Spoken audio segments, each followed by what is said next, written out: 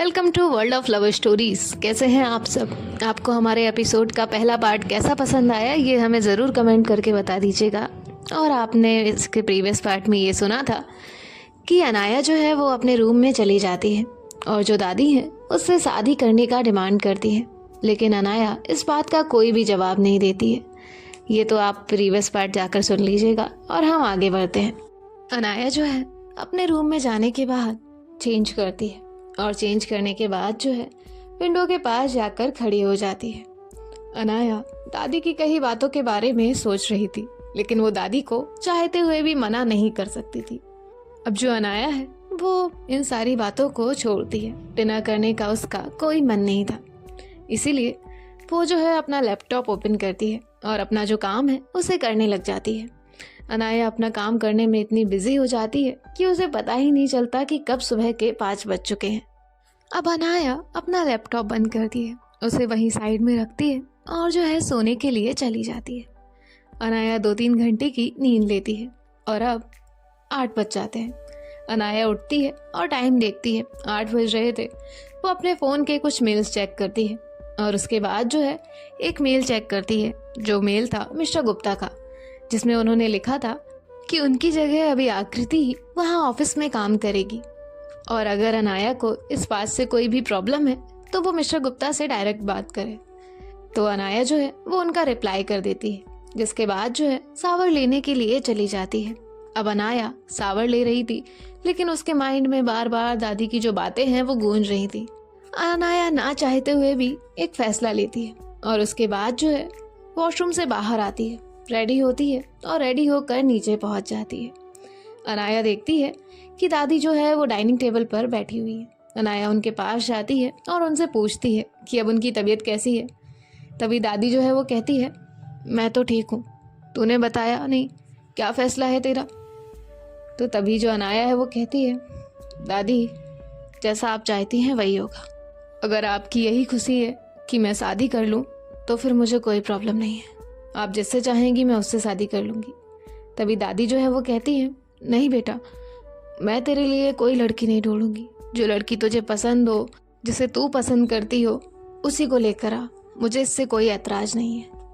तभी जो अनाया है वो कहती है, ठीक है आप ब्रेकफास्ट कर लीजिए, मैं जाती हूँ। तभी दादी कहती है, बेटा ब्रेकफास्ट तो करके जा। अनाया कहती है, नहीं दादी मुझे काम है, मैं ऑफिस में ही कर लूँगी क्लाइंट्स के साथ। और वो वहाँ से चली जाती है। अब यहाँ दादी जो है वो मेट को हाई फाई करती है और कहती है, अरे वाह तेरा आइडिया तो काम कर गया, ये तो इतनी जल्दी मान गई जो सालों से नहीं मान रही थी। तभी मेट जो है वो कहती है, दादी कहा तो था अनाया मेम साहब आपसे बहुत प्यार करती हैं। तो दादी कहती है, हाँ वो तो बहुत प्यार करती है। अब यहाँ अनाया जो है वो अपनी कार में जाकर बैठती है और अपना जो चश्मा है उसे लगाती है और ड्राइव करते हुए अपने ऑफिस पहुँच जाती है। ऑफिस में रोज सब लोग उसे गुड मॉर्निंग कहते थे और वो बिना किसी का जवाब दिए अपने केबिन में चली जाती है। और यहाँ हमारी जो आकृति है वो मॉर्निंग में 7-8 बजे के करीब उठती है और उठने के बाद जो है रेडी होती है और रेडी होने के बाद अपने और अपने पापा के लिए ब्रेकफास्ट प्रिपेयर करती है और फिर उनके पास जो है उनके रूम में जाती है, उन्हें उनकी चाय देती है और कहती है, पापा मैं ऑफिस जा रही हूँ, आपका नाश्ता बना दिया है, कर लीजिएगा। तभी जो आकृति के पापा हैं वो कहते हैं, बेटा तुम्हें पता है मेरी तबीयत बहुत दिनों से ख़राब रह रही है और अब मैं ऑफिस बिल्कुल जा ही नहीं पा रहा हूँ, इसलिए मैंने तुम्हें भेजने का फ़ैसला लिया है। तुम चाहती हो तुम्हारे पापा की तबीयत इसी तरह ख़राब रहे? तो आकृति जो है वो अपने पापा के पास बैठती है और कहती है, पापा आप ये कैसी बातें कर रहे हैं? कौन सी लड़की चाहेगी कि उसके पापा की तबीयत ख़राब रहे? तभी जो उसके पापा है वो कहते हैं, तो फिर तू एक वादा कर, तू उस लड़के से शादी नहीं करेगी और ना ही उससे शादी करने की कोई भी बात मेरे सामने लेकर आएगी। अगर तू चाहती है तेरे पापा ठीक रहें, तेरे सामने रहें, तेरे साथ रहें, तो मुझसे ये वादा कर। तो आकृति कहती है, पापा मैं आपसे कैसे झूठ बोल सकती हूँ? मैंने हमेशा आपसे हर बात शेयर की है, लेकिन मैं आपसे झूठ नहीं बोल सकती, मैं सच में समीर से बहुत प्यार करती हूँ। तो उसके पापा कहते हैं, आकृति वो बेटा सही नहीं है तेरे लिए, मैं भी तेरी खुशियों के बारे में ही सोचता हूँ। आज अगर वो सही लड़का होता तो मैं तेरी शादी करा देता, लेकिन तू मेरे पापा की बात मान बेटा, वो सही लड़का नहीं है तेरे लिए। आकृति कहती है, पापा मुझे ऑफिस के लिए लेट हो रहा है, आपके लिए नाश्ता बना दिया, आप प्लीज़ नाश्ता कर लीजिएगा। और ये बोलकर आकृति जो है वो वहाँ से अपने ऑफिस के लिए निकल जाती है। आकृति कैब लेती है और वहाँ से अपने ऑफिस पहुँच जाती है। आकृति आज 15 मिनट लेट थी। आकृति जैसे ही ऑफिस में पहुँचती है तो अनाया का ध्यान आकृति पे जाता है। अब उसे लगता है कि शायद आकृति अपने पापा की वजह से लेट हो गई होगी, इसलिए अनाया उससे कुछ भी नहीं कहती है। अब यहाँ आकृति जो है वो अपने डेस्क पर जाकर बैठ जाती है। डेस्क पर जाकर बैठने के बाद वो अपना पीसी तो ऑन कर लेती है, लेकिन उसके ख्याल में अभी भी उसकी पापा की कई बातें चल रही थी। कहीं ना कहीं वो अपने पापा को हर्ट कर रही थी, जो कि उसे दिल ही दिल में अच्छा नहीं लग रहा था। लेकिन वो सोच रही थी कि समीर अच्छा लड़का है, एक बार उसके पापा उससे मिल लेंगे, बातें कर लेंगे, तो हो सकता है वो उसे सही समझने लगे, हो सकता है वो उसके रिश्ते के लिए मान जाए। इसीलिए जो आकृति है वो बार बार अपने पापा को समीर से एक बार मिलने के लिए फोर्स कर रही थी। वो चाहती थी कि वो एक बार उनसे मिले और समझे। अब यहाँ आकृति जो है वो फिर अपना काम करने लग जाती है। आकृति अपना काम कर रही थी। काम करते करते जो है दोपहर हो गई थी। ना वो डेस्क से उठी थी, ना ही उसने किसी और से बात की थी। आकृति का फोन साइलेंट पर था, ना ही उसने सुबह से अपना फोन चेक किया था। उसके फोन पे समीर की बहुत सारी कॉल्स आ चुकी थी। आकृति ने सुबह से अपना फोन ऑफिस में आने के बाद से देखा ही नहीं था। आकृति के जो डैड हैं उनकी यहाँ तबीयत थोड़ी ज़्यादा खराब हो रही थी। वो आकृति को कॉल करते हैं, लेकिन आकृति का फ़ोन साइलेंट होने की वजह से वो अपने फ़ोन पर ध्यान ही नहीं देती और ना ही उसे अपने बैग से निकालती है। अब यहाँ अनाया का जो फ़ोन है वो रिंग होता है। अनाया के फ़ोन पे एक अननोन नंबर फ्लैश होता है। अनाया तुरंत ही वो कॉल पिक करती है। तभी सामने से जो मिस्टर गुप्ता है वो अनाया से कहते हैं, अनाया, मैं मिस्टर गुप्ता बोल रहा हूँ, क्या तुम मेरी आकृति से बात करा सकती हो? बेटा वो मेरा फ़ोन नहीं उठा रही है, क्या तुम डॉक्टर घर पे भेज सकती हो? अब अनाया जो है वो कहती है, अंकल मैं अभी आकृति के पास जाती हूँ, आपकी बात कराती हूँ, उससे पहले मैं तुरंत डॉक्टर को भेजती हूँ। और अनाया जो है वो कॉल कट करती है, जिसके बाद जो है वो तुरंत ही एक डॉक्टर को कॉल करती है और उन्हें मिस्टर गुप्ता का एड्रेस देती है और उन्हें वहाँ जाने के लिए कहती है। डॉक्टर जो है वो तुरंत ही मिस्टर गुप्ता के घर जाने के लिए निकल जाते हैं। यहाँ जो अनाया है वो अपने केबिन से बाहर आती है और आकृति की डेस्क पर जाकर खड़ी हो जाती है। अभी भी आकृति का ध्यान अपने काम पर ही था। उसने देखा ही नहीं था कि वहाँ पर अनाया आकर खड़ी है। अनाया तुरंत उसका हाथ पकड़ती है और उसे जो है वहाँ से बाहर लेकर जाने लगती है। आकृति इससे पहले कुछ कहे, अनाया उसे ऑफिस के बाहर लाकर खड़ा कर देती है और तुरंत ही अपनी कार जो है वो निकालती है और आकृति से कहती है, बैठो। आकृति जो है वो कहती है, हम कहाँ जा रहे हैं? अनाया कहती है, बैठो, तुम्हारे डैड की तबीयत खराब है। आकृति जैसे ही ये सुनती है वो तुरंत अनाया के साथ बैठ जाती है और अनाया बहुत फास्ट ड्राइव कर रही थी। आकृति तो बस रोए जा रही थी। उसे समझ ही नहीं आ रहा था कि हुआ क्या। तभी अनाया कहती है, तुम्हारा फोन कहाँ है? तुम्हारे डैड तुम्हें कितनी देर से कॉल कर रहे हैं, तुम्हें अंदाजा भी है? अब जो अनाया है वो आकृति को डांटे जा रही थी। तभी आकृति जो है वो कहती है, वो मेरा फोन साइलेंट पे था। तो अनाया जो है वो थोड़ी ही देर की ड्राइव के बाद वहां पहुंच जाती है और वो इस बीच में आकृति से अब कुछ नहीं कहती। आकृति का घर आते ही आकृति कार से बाहर निकलती है। अनाया भी कार वहीं खड़ी करती है और उसके साथ उसके घर के अंदर जाती है। डॉक्टर जो है वो पहले से ही वहां पहुंच चुके थे और उन्होंने मिस्टर गुप्ता को दवाई और इंजेक्शन दे दिए थे। अब यहाँ अनाया जो है वो डॉक्टर से बात करती है।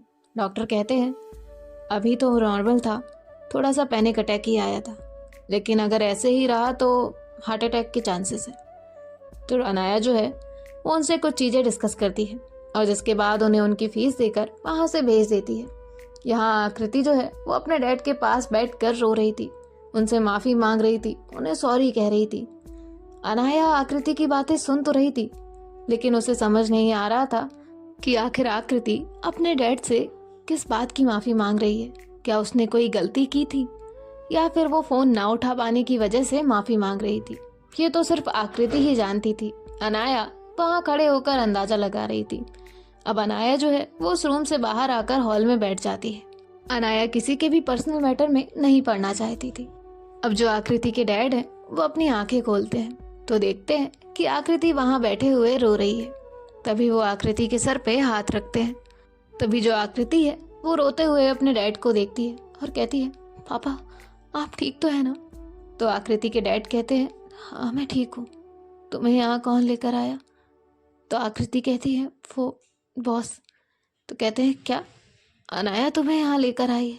मैं मिलकर आता हूँ। तभी जो आकृति है वो कहती है, आप यहीं लेटिए, डॉक्टर ने आपको रेस्ट करने के लिए कहा है। तो कहते हैं, तो मुझसे चाय कॉफ़ी कुछ तो पूछो। आकृति कहती है, हाँ मैं जाती हूँ। और ऐसे आकृति जो है वो रूम से बाहर आती है। जब वो रूम से बाहर आती है तो अनाया का ध्यान अपने फ़ोन पे था। अनाया भी जैसे ही देखती है कि आकृति वहाँ आई है, वो अपना फ़ोन बंद करके रख देती है। आकृति वहाँ से सीधा किचन में जाती है, अनाया के लिए पानी लेती है और बाहर लेकर आती है। अनाया कहती है, नो थैंक्स। अंकल कैसे हैं? तो आकृति कहती है, ठीक है। और आकृति जो है वो अनाया के लिए कॉफ़ी बनाने के लिए चली जाती है। अब वो अनाया के लिए कॉफ़ी लेकर आती है और उसके सामने कॉफ़ी रख देती है। अनाया कहती है, इसकी कोई ज़रूरत नहीं है। तभी आकृति कहती है, डैड ने कहा है पी लीजिए, उन्हें अच्छा लगेगा। And thank you so much मुझे आज टाइम पर लाने के लिए और पापा के लिए डॉक्टर भेजने के लिए। ये कहते वक्त आकृति की आंखों में नमी थी। अनाया जैसे साफ साफ महसूस कर पा रही थी। अब अनाया जो है वो उसे कहती है, बैठो। तो आकृति वहीं बैठ जाती है। अनाया कहती है, वैसे ये तुम्हारा पर्सनल मैटर है, मुझे पूछना तो नहीं चाहिए, लेकिन क्या मैं जान सकती हूँ कि तुम उनसे किस बात की माफ़ी मांग रही थी? तो आकृति के लिए भी ये पर्सनल मैटर था, लेकिन जब अनाया ने उसकी इतनी हेल्प की थी तो फिर वो उससे कुछ छुपाना नहीं चाहती थी। वो कहती है, हाँ आप मेरे बॉयफ्रेंड को तो जानती ही हैं। तो अनाया अपना सर हाँ में हिलाती है और कहती है, हाँ मैंने एक दो बार देखा है तुम्हें उसके साथ। तभी जो आकृति है वो कहती है, हाँ मैं समीर से प्यार करती हूँ, पर पापा कहते हैं कि वो मेरे लिए सही लड़का नहीं है और वो उससे एक बार ना ही मिलना चाहते हैं ना ही बात करना चाहते हैं। आज सुबह भी इसी बारे में बात हुई थी और फिर मैं ऑफिस के लिए चली गई और फिर ये सब। तो अनाया कहती है, ओके। जिसके बाद जो अनाया है वो अपना कॉफ़ी का कप उठाती है। अब यहाँ अनाया के दिमाग में बहुत सारी चीज़ें चलने लगती है। उसकी भी तो दादी चाहती थी कि अनाया किसी से जल्द शादी कर ले और उन्होंने इसी शर्त को रखा था, जिस शर्त को अनाया ने मान लिया था और वो आज सुबह हाँ बोलकर भी आ गई थी। हालांकि उसने इस बारे में सोचा ही नहीं था कि वो लड़की लाएगी कहाँ से और शादी करेगी किससे। शादी करने का कभी उसने सोचा ही नहीं था, और अगर वो किसी को सिर्फ नाटक करने के लिए राजी कर भी लेती तो किसको? दादी को तो एक परफेक्ट बहू चाहिए थी, और दादी जब तक उसके लिए एग्री नहीं कर जाती तब तक वो लड़कियां बदलती रहती और कोई परफेक्ट बहू ढूंढकर ही उसकी शादी करा देती। अनाया ये बात तो जानती थी कि अगर अनाया ने अपने हिसाब से कोई अच्छी लड़की नहीं ढूंढी तो फिर दादी उसके लिए कोई लड़की ढूंढेंगी जिससे अनाया को शादी करनी होगी, जो कि अनाया कभी नहीं चाहती थी। अनाया अपनी कॉफ़ी का लार्ज सिर्फ ख़त्म करती है और वो कप वहीं रख देती है। अनाया कहती है, तुम उस लड़के से प्यार करती हो? तो आकृति कहती है, हाँ। अनाया कहती है, ठीक है, मैं अंकल से उसके बारे में बात करूंगी, उन्हें तुम्हारे रिश्ते के बारे में समझाऊंगी, लेकिन उसके लिए तुम्हें मेरी एक बात माननी होगी। तो आकृति जो है वो कहती है, क्या बात? कैसी बात माननी होगी? अनाया कहती है, वो बात मैं तुम्हें कल बताऊंगी। ऑफिस के बाद हमारे पास वाले कैफ़े में मिलो, मैं तुम्हें वहीं सारी बातें बताऊंगी। अगर तुम एग्री करती हो तो ठीक है, वरना कोई बात नहीं। मैं तुम्हारे पापा से इस बारे में कोई बात नहीं करूंगी, सारी चॉइस तुम्हारी होगी, मैं सिर्फ एक बात रखूंगी। तो आकृति कहती है, ओके। अनाया कहती है, अब तुम अपने पापा का ध्यान रखो, कोई भी प्रॉब्लम हो तो डॉक्टर का नंबर मैं तुम्हें मैसेज कर दूंगी, उसे कॉल कर लेना। ये बोलकर अनाया वहाँ से चली जाती है। अनाया जो है वो अपनी कार में जाकर बैठती है, एक गहरी सांस लेती है और सोचती है, क्या ये सही रहेगा? और उसके बाद जो है अपनी कार स्टार्ट करती है और वहाँ से चली जाती है। आकृति के मन में अनाया बहुत सारे सवाल छोड़ जाती है। आकृति खड़ी खड़ी सोच रही थी कि ऐसी क्या बात करेगी अनाया, और अनाया को उससे बदले में क्या चाहिए? क्योंकि वो तो एक मिडिल क्लास गर्ल है और वो अनाया को क्या दे सकती है। और आकृति के जहन में बहुत सारे सवाल चलने लगे थे। आकृति सोचती है आखिर अनाया क्यों उसकी हेल्प करना चाहती है, क्यों वो उसके लिए बात करेगी। आकृति ये सोचती है और उसके बाद जो है अपने रूम में जाती है। रूम में जाने के बाद चेंज करती है और फिर अपने डैड के रूम में आती है तो देखती है कि उसके पापा जो हैं वो सो गए हैं।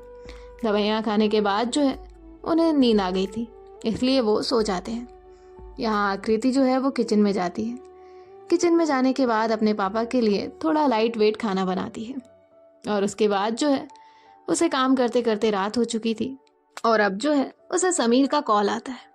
आकृति अपना फ़ोन देखती है तो समीर का कॉल रिसीव करती है। तभी जो समीर है वो कहता है हाय बेबी, कहाँ हो आज तो मॉर्निंग से।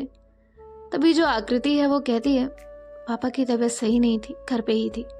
समीर कहता है क्या है यार, रोज रोज तुम्हारे पापा की तबीयत खराब हो जाती है और उसके बाद ना हम ऑफिस से बाद मिल पाते हैं और ना ही हमारी बात हो पाती है। आकृति कहती है समीर तुम क्या कह रहे हो। समीर कहता है सॉरी जान, मेरा वो मतलब नहीं था, तुम भी तो मुझे कहाँ वक्त देती हो। तो आकृति कहती है सॉरी, मैं तुमसे कल बात करती हूँ। ये बोलकर आकृति जो है वो समीर का कॉल कट कर देती है। अब यहाँ समीर जो है वो अपने दोस्तों के साथ घूमने के लिए चला जाता है। अब आकृति जो है वो फिर अपने डैड के पास आती है और उनसे खाने के लिए कहती है। आकृति के जो डैड हैं वो आकृति का चेहरा देख रहे थे। वो उसके चेहरे से समझ जाते हैं कि आकृति कुछ ज़्यादा ही परेशान है, लेकिन वो फिर से उस बात को नहीं लाते हैं। ना वो खुद को तकलीफ देना चाहते थे और ना ही आकृति को कोई तकलीफ देना चाहते थे। और फिर आकृति जो है अपने डैड को डिनर कराती है और उसके बाद उन्हें दवा देती है और फिर वहाँ से चली जाती है। आकृति अपने रूम में आकर बैठ जाती है। रूम में आकर बैठने के बाद जो है उसकी आंखों से आंसू बहे जा रहे थे। वो अपने ड्रॉअर से अपनी माँ का फ़ोटो निकालती है और उनकी फ़ोटो पर हाथ रखते हुए उन्हें खुद के करीब महसूस कर रही थी। ऐसा महसूस कर रही थी कि जैसे वो अपनी माँ से ही बात कर रही हो। आकृति उस फोटो को देखते हुए रोए जा रही थी और कहती है माँ, आप मेरे पास क्यों नहीं हैं? अगर आप मेरे साथ होती ना तो शायद आप मेरी बात समझती, आप पापा को समझा पाती कि मैं गलत नहीं हूँ। समीर अच्छा लड़का है और मैं उससे प्यार करती हूँ। आकृति अपनी बात कहते हुए रोए जा रही थी। यहाँ आकृति के जो डैड हैं वो भी परेशान थे, लेकिन वो आकृति से इस बारे में कोई बात करने नहीं जाते और वो भी अब सोने के लिए चले जाते हैं। यहाँ आकृति जो है वो भी रोते रोते सो जाती है और आकृति के घर से जाने के बाद अनाया जो है वो सीधा अपने घर जाती है। घर जाने के बाद जो है मेड से पूछती है कि दादी ने खाना खा लिया। तो मेड जो है वो कहती है हाँ, आपको लेट हो रहा था तो दादी ने खाना खा लिया। अनाया कुछ वक्त जो है वो अकेले में बिताकर आई थी और अनाया जो है अब श्योर हो चुकी थी कि जो उसने फैसला लिया है वही सही है और अब सारा डिसीजन जो है वो आकृति पर ही डिपेंड करता है। अनाया जो है वो अपने रूम में जाती है और रूम में जाने के बाद जो है शावर लेती है। शावर लेने के बाद जो है बाहर आती है तो सिया को कॉल करती है और आज जो कुछ भी हुआ था उन सब चीज़ों के बारे में सिया को बताती है और जो भी फैसला उसने लिया था वो भी वो सिया को बताती है। सिया कहती है अनाया, आर यू श्योर ना? और आकृति क्यों मानेगी तुम्हारी बात को? अनाया कहती है मुझे नहीं लगता कि वो ना करेगी, क्योंकि इस वक्त हम दोनों ही मजबूर हैं और मुझे लगता है कि वो हाँ कर देगी और फिर तो मैं उसके पापा से उसके बारे में बात कर ही लूँगी। तो सिया कहती है और अगर तुम्हें उससे प्यार हो गया तो अनाया कहती है मुझे और प्यार कभी नहीं हो सकता। प्यार, शादी, ये सब कभी भी मेरी लाइफ में कोई मायने नहीं रखते। सिया, तुम ये बहुत अच्छे से जानती हो। सिया कहती है ठीक है, अगर तुमने फैसला ले ही लिया है तो कोई क्या कर सकता है। तो अनाया कहती है बाय और अनाया जो है वो सिया का कॉल कट कर देती है। इसके बाद जो है कबर्ड से एक ड्रिंक की बोतल निकालती है, ग्लास उठाती है और जो है अपने लिए ड्रिंक सर्व करती है और ड्रिंक करते करते जो है वो कुछ सोच रही थी। जिसके बाद जो है वो वॉशरूम में जाती है और जो बची हुई बोतल थी उसे खाली कर देती है और फिर उस बोतल को डस्टबिन में जाकर फेंक देती है। अब अनाया जो है वो सोने के लिए लेट जाती है। जब वो सोने के लिए लेटी थी तो उसका तकिया जो है वो उसके आंसुओं से गीला हो चुका था। अनाया के दिल में कुछ ऐसा दर्द दफन था जिसे वो कभी भी किसी के सामने बयां नहीं करती थी, और जब भी वो ड्रिंक करती थी तभी उसके सहारे से वो रो पाती थी, वरना उसके आंसू भी सूख चुके थे। सो गाइस, देखते हैं कि नेक्स्ट पार्ट में क्या होता है। बाय बाय, टेक केयर, ख्याल रखिएगा।